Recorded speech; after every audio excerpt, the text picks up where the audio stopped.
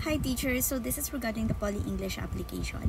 Kapag ka nasa pronunciation test na kayo, meron doon isang paragraph na kailangan yung basahin. So dito pala ay naka-on yung camera, so make sure na medyo presentable yung itsura nyo and preferred nila na meron kayong plain white background lang. Tapos meron siguro mga pictures ng mga animals. I-review nyo munang maigi yung babasahin yung paragraph. Make sure dito na yung PH dun sa Philippines, ma-pronounce nyo ng tama. Yung merong mga TH, ma-pronounce nyo ng tama yung mga the,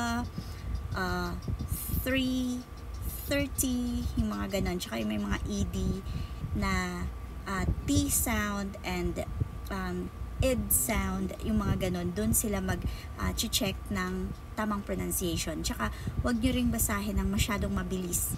Yung saktong speed lang.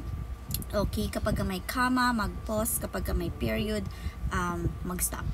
Take note na up to 3 attempts lang ng recording ang pronunciation test.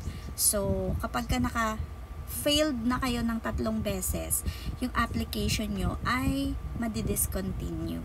Kapag ka nag-record na kayo, tapos hindi kayo satisfied, tapos kapag ka re-record nyo siya, counted na siya as 1 attempt. So, make sure na bago kayo talaga mag-click ng record button, na-practice nyo na ng madaming beses nang hindi mo na nakapag-record. Yun lang, good luck!